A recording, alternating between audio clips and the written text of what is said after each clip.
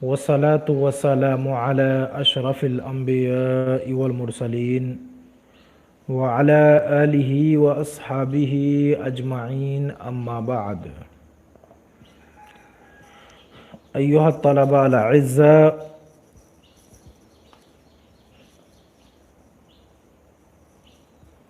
گزشتہ سبق میں ہم نے یہ بات ذکر کی تھی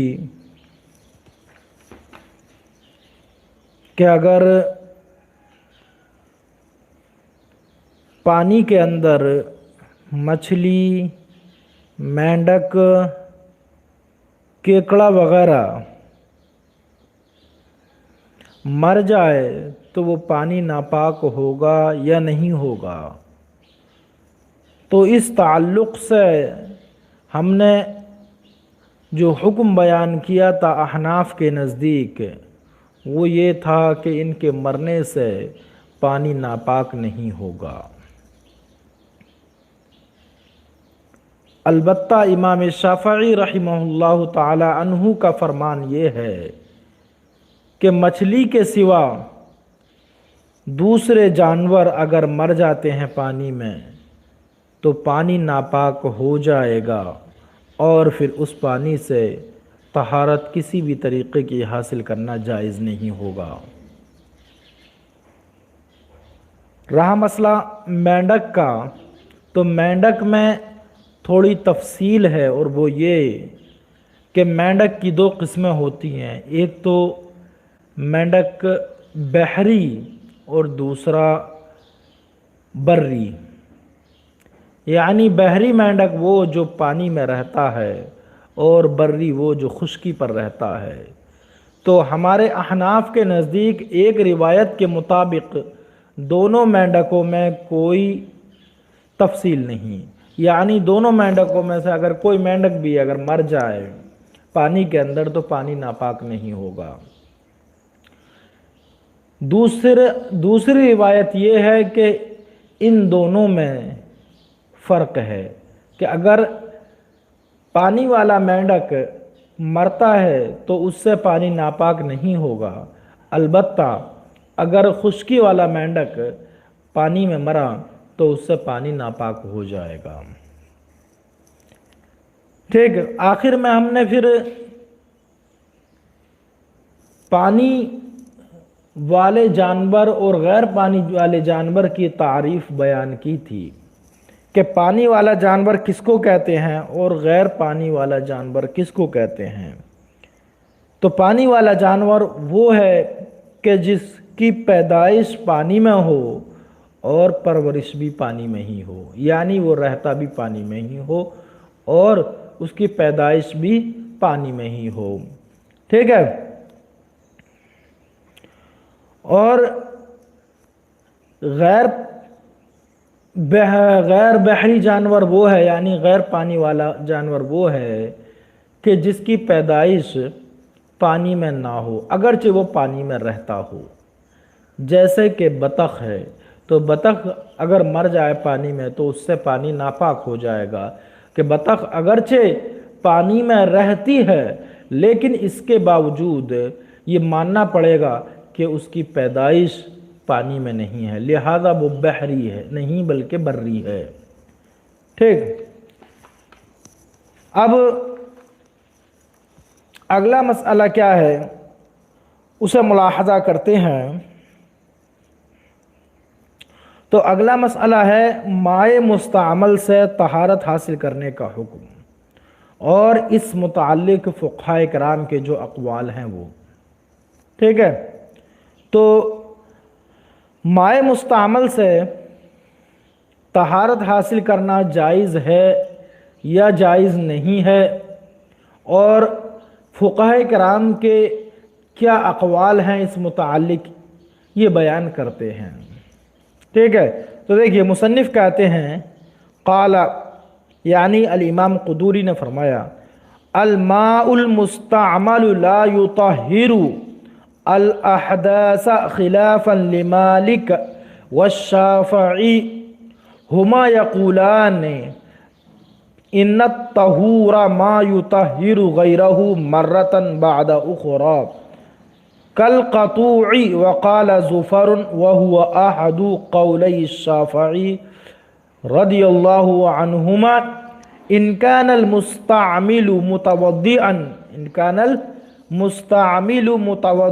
فهو طہور وان كان محدثا فهو طاہر غیر طہور لأن العضو طاہر حقیقة وباعتباره يكون الماء طاهرا لكنه نجس حكما وباعتباره يكون الماء نجسا فقلنا بانتفاء الطهورية وبقاء الطهارة عملا بالشبهين.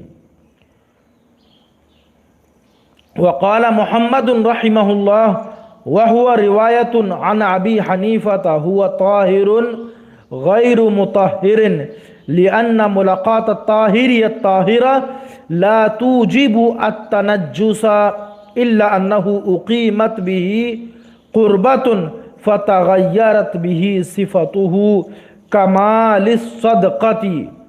وقال أبو حنيفة وأبو يوسف هو نجس لقوله عليه السلام لا يبولن أحدكم في الماء الدائم ولا يغتسلن فيه من الجنابة. ثم ولأنه ماء أزيلت به النجاسة الحكمية فيعتبر بماء أزيلت به النجاسة الحقيقية. نعم. ثم في رواية عن أبي حنيفة نجاسته غليظة اعتبارا بالمستعمل في الحقيقة. وفي رواية أبي يوسف عنه وهو قوله نجاسة خفيفة لمكان الاختلاف. ٹھیک، تو یہ ہے مسئلہ. دیکھیے کیا کہہ رہے ہیں. قال الامام قدوری رحمہ اللہ تعالی، یعنی امام ابو الحسن القدوری رحمہ اللہ تعالیٰ عنہ فرماتے ہیں مائع مستعمل کی تعریف بیان کے متعلق مائع مستعمل کا حکم بیان کرتے ہوئے، ٹھیک، الماء المستعمل لا یطہر الاحداث. کیا بیان کیا کہ مائع مستعمل یعنی مستعمل پانی احداث کو پاک نہیں کرتا. ٹھیک ہے، مستعمل پانی احداث کو پاک نہیں کرتا. احداث کیا ہے؟ یہ حدث کی جمع ہے. احداث کیا ہے؟ حدث کی جمع ہے احداث. ٹھیک ہے، یعنی وضو اگر انسان کا ٹوٹ جائے اور پھر وہ استعمال کیے ہوئے پانی سے وضو بنانا چاہے تو وہ وضو نہیں بنا سکتا ہے، یعنی اگر بنا لے تو اس کا وضو نہیں ہوگا. لیکن مائع مستعمل کیا ہے؟ انشاءاللہ تعالی عن قریب اس کو بیان کریں گے کہ مائع مستعمل کس کو کہتے ہیں. ٹھیک ہے، تو ابھی اتنا جان لیجئے کہ مائع مستعمل وہ پانی ہے کہ جس سے کوئی قربت حاصل کر لی گئی ہو.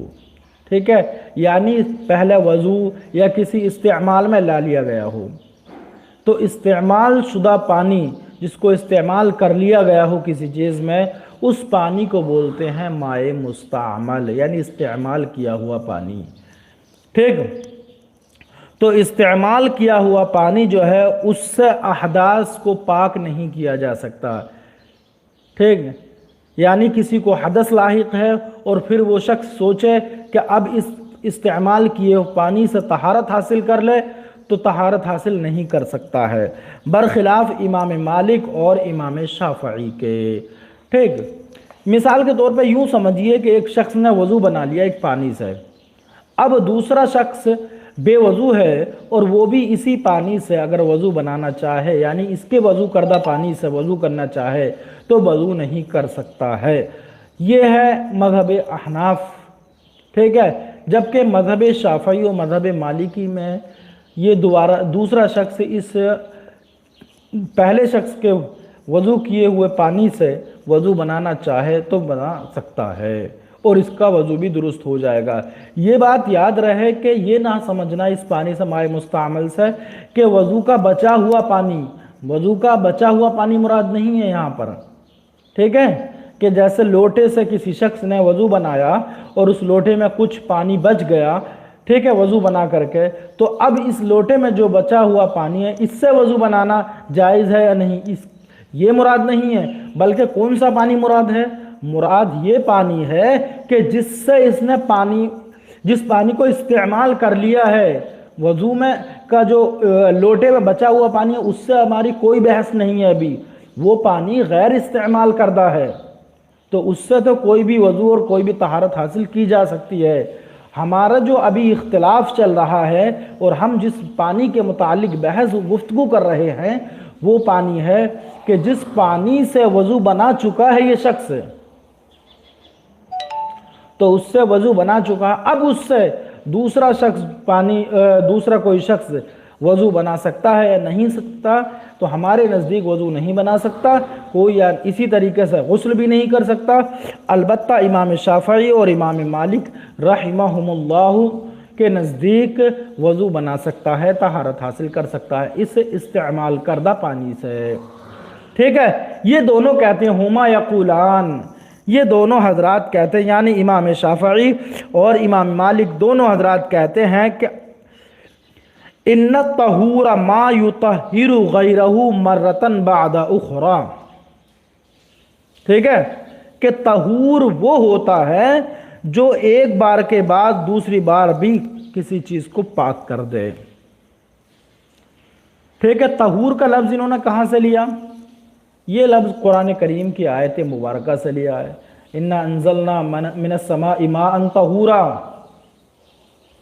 ٹھیک ہے، کہ بے شک ہم نے آسمان سے خوب پاک کرنے والا پانی اتارا، ماء طہورا، ٹھیک، کہ ہم نے آسمان سے من السماء ماء طہورا، کہ اللہ رب العزت نے پانی کی جو صفت بیان کی ہے وہ طہور کے ساتھ بیان کی ہے، کہ آسمان سے جو پانی اتارا گیا ہے وہ کیسا، کس صفت کے ساتھ نازل ہوا ہے؟ طہور۔ اور ہم نے یہ بات پیچھے بیان کر دی تھی کہ عام طور سے جو پانی ہوتے ہیں وادیوں کا پانی، یعنی جن پانیوں سے طہارت حاصل کی جاتی ہے وہ پانی آسمان سے ہی نازل کردہ پانی ہے، جن پانیوں سے طہارت حاصل کی جاتی ہے وہ عام طور سے وہ پانی آسمان کے ہی پانی ہے، اور آسمان کے پانی کی صفت کیا ہے؟ طہور، ٹھیک ہے، کہ خوب پاک کرنے والا، تو خوب یعنی بار بار پاک کرنے والا، طہور یہ کہہ سکتے ہیں، ٹھیک ہے، فعول کے وزن پہ، یعنی صیغہ مبالغہ ہے۔ تو کہہ رہے ہیں امام شافعی امام مالک ان الطہور ما یطہر غیرہ مرتن بعد اخرى، کہ طہور وہ ہوتا ہے جو اپنے علاوہ دوسری چیز کو یکے بعد دیگرے پاک کرتا رہے، یعنی بار بار، مرتن بعد مرہ، مرتن بعد اخرى، ایک مرتبہ کے بعد دوبارہ مرتبہ بھی پاک کر دے، ٹھیک ہے، یعنی بار بار جو چیز پاک کرے اس کو طہور کہتے ہیں۔ کل قطوعی، قطوع معنی کیا ہے؟ آری وغیرہ، آرا جو رہتا ہے، ٹھیک ہے، جیسے کہ لفظ، ٹھیک، آری قطو ہے، اور قطو کہتے کس کو ہیں؟ قطو کہتے کس کو ہیں؟ جسے میں نے ابھی بتایا کہ قطو کا لفظ جو ہے، ٹھیک ہے، یعنی آری وغیرہ، تو آری سے جو ہے کاٹنے والی چیز جو بار بار کاٹتی رہے، جو چیز بار بار کاٹتی رہے، تو جو چیز بار بار کاٹے گی وہ آری وغیرہ کہہ سکتے ہیں اس کو، ٹھیک ہے۔ تو جب بار بار کاٹے گی یہ چیز، تو یہ بات ایسا نہیں کہ قطو اس کو کہتا ہوں جو ایک بار کاٹ دے بعد ختم ہو جائے، نہیں، بلکہ بار بار جو چیز کاٹتی رہے، اور آری بار بار لکڑیوں کو جو جسے بھی کاٹنا ہے بار بار کاٹ سکتی ہے وہ، تو اسی طریقے سے، ٹھیک ہے، یہی فعول والی صفت جو ہے طہور، ٹھیک ہے، قطوع، فعول کی جو یہ صفت ہے، ٹھیک، پانی کے ساتھ بھی ہے کہ قرآن کریم میں وارد ہوا انزلنا من السماء ماء طہورا، ٹھیک ہے، مبالغے کا صیغہ ہے یہ فعول کے وزن پر، کہ ہم نے آسمان سے خوب پاک کرنے والا پانی اتارا۔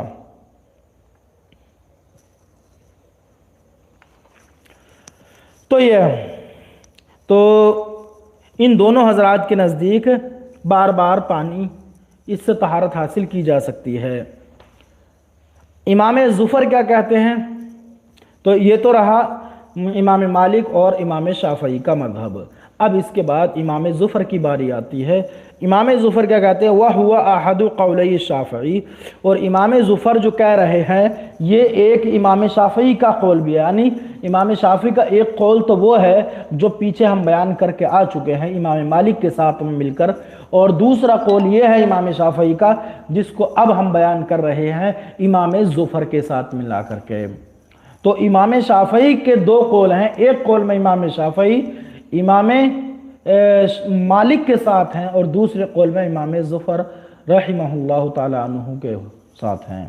ٹھیک ہے، تو دیکھیے امام ظفر کہتے ہیں کہ ان کان المستعمل متودیا فہو طہور، کہ اگر استعمال کرنے والا، دیکھیے ہمیں دیکھنا یہ ہے، وہ کہتے ہیں کہ پہلے آپ اس پانی پر فیصلہ دینے سے پہلے آپ یہ دیکھیں کہ جس شخص نے اس پانی کو استعمال کیا ہے وہ شخص کس حال کا تھا، وہ شخص کس حال کا تھا، یعنی مطلب یہ ہے کہ کیا اس شخص کا وضو تھا یا نہ تھا۔ یعنی پہلا والا شخص کہ جس نے اس پانی کو استعمال کیا ہے، جو استعمال کر چکا ہے، وہ شخص باوضو تھا پہلے سے یا اس کا وضو نہیں تھا، محدث تھا پہلے سے وہ شخص، ٹھیک ہے، اس کو حدث لاحق تھا یا وہ پہلے سے باوضو تھا۔ ہو سکتا ہے باوضو بھی ہو سکتا ہے، کیونکہ بہت سارے انسان باوضو ہونے کے بعد دوبارہ مطلب تبرد کے طور پر یا برکت حاصل کرنے کے طور پر دوبارہ وضو بنا لیتے ہیں، تو ایسا ہو سکتا ہے، کوئی حرج نہیں ہے۔ تو دیکھنا یہ ہے، ٹھیک ہے، جیسے کہ انسان کا غسل ہونے کے بعد بھی پھر بھی غسل کر لیتا ہے دوبارہ، ٹھیک ہے، ایک مرتبہ غسل ہے پاک ہے لیکن تبرد یعنی ٹھنڈی حاصل کرنے کے لیے دوبارہ غسل کر لیتا ہے۔ اسی طریقے سے وضو ہے ایک انسان کا لیکن پھر بھی سوچتا ہے کہ چلو دوبارہ وضو بنا لیتے ہیں، ٹھیک۔ تو کہنا یہ ہے یہاں پر یہ دیکھنا ہے کہ انکان المستعمل، کہ پہلا شخص جس نے استعمال کیا ہے پانی کے استعمال کرنے والا شخص اگر متودی ہے یعنی پہلے سے باوضو ہے وہ، فَهُوَ طَهُورٌ، تو اب اس نے جس پانی سے وضو بنایا ہے تو یہ پانی طہور رہے گا، یعنی پاک کرنے والا۔ دیکھیے ایک ہے طاہر اور دوسرا ہے مطہر یا طہور، تو مطہر یا طہور جو ہے یہ دونوں تقریباً ایک معنی میں ہیں، ٹھیک ہے۔ مطہر کا معنی بھی پاک کرنے والا ہے اور طہور کا معنی بھی پاک کرنے والا، لیکن بار بار پاک کرنے والا، یہ فرق ہے۔ طہور میں فرق یہ ہے کہ بار بار پاک کرنے والا، مطہر کا معنی بھی پاک کرنے والا ہے، طہور کا معنی بھی پاک کرنے والا ہے، لیکن طہور میں فرق یہ ہے کہ اس میں مزید اس کے اندر یہ معنی پایا جاتا ہے کہ بار بار پاک کرنے والا، ٹھیک۔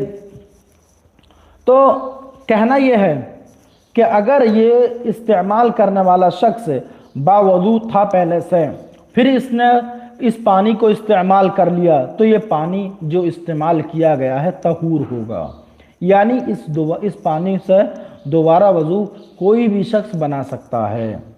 وَإِنْ كَانَ مُحْدِثًا فَهُوَ طَاهِرٌ غَيْرُ طَهُورٍ، اور اگر یہ شخص محدث تھا کہ جس نے اس سے وضو بنایا ہے استعمال کیا ہے، یہ شخص اگر محدث تھا تو اب یہ پانی جو بچا استعمال کرنے کے بعد اس کا، یہ پانی اب طاہر رہے گا لیکن مطہر نہیں رہے گا، طہور نہیں رہے گا، پاک رہے گا لیکن پاک کرنے والا نہیں رہے گا، ٹھیک ہے۔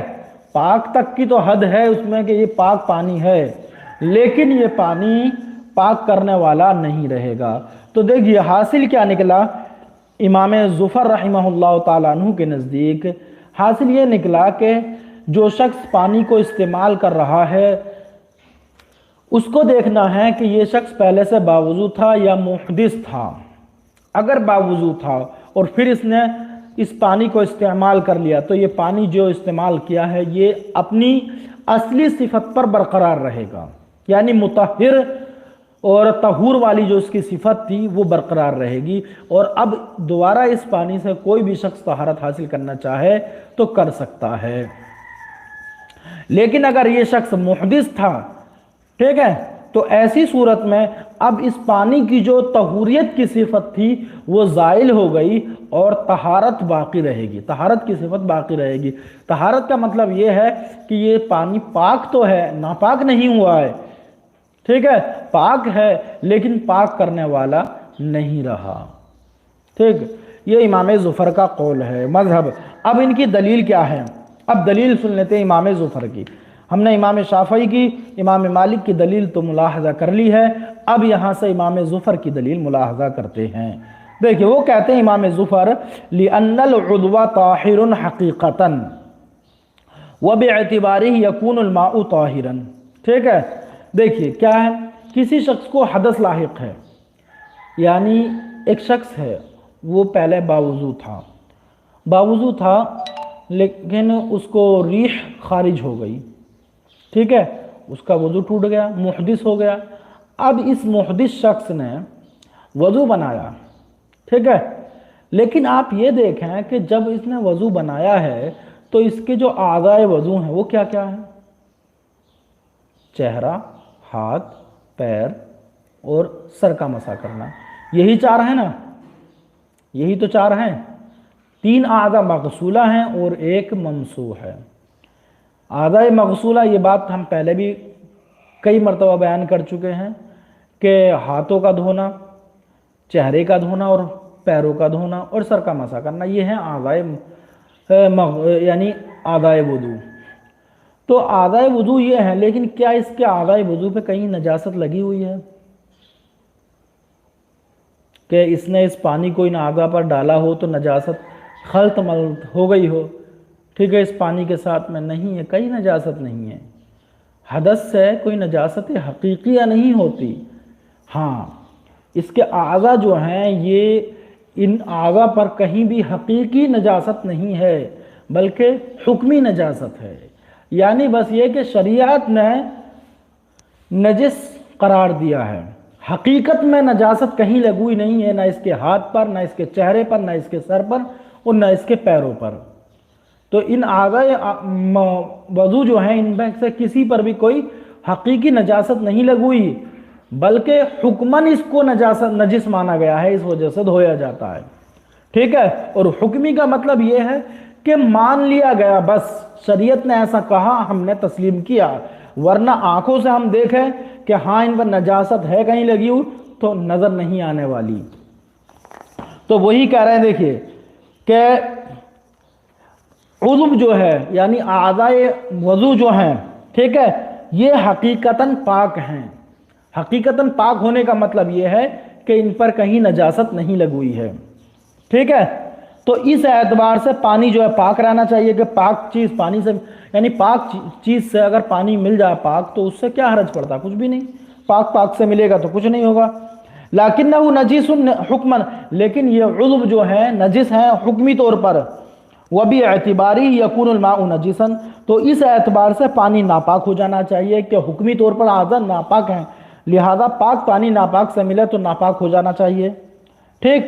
تو اب کہہ رہے ہیں فَقُلْنَا، تو ہم نے فیصلہ کیا دیا بِانتفاء طہوریتی، ٹھیک ہے، طہوریت کی صفت کے زوال کا حکم دیا، وَبَقَاءِ طہارتی، اور طہارت کے حکم کا باقی رہنے کا حکم دیا، عَمَلًا بِالشِّبْہَيْن، ٹھیک ہے، کہ طہوریت منتفی ہو گئی اور طہارت باقی رہی، دونوں مشابہتوں پر عمل کرتے ہوئے، دونوں شبوں پر عمل کرتے ہوئے۔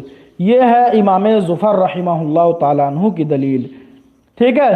اور انشاءاللہ تعالیٰ کل امام اعظم اور امام ابو یوسف اور امام محمد کی جو دلیلیں اور مذہب ہیں اس کو بیان کریں گے۔ وَنَخْتِمُ الْيَوْمَ بِهَذَا الْقَدْرِ وَالسَّلَامُ عَلَيْكُمْ وَرَحْمَةُ اللَّهِ وَبَرَكَاتُهُ۔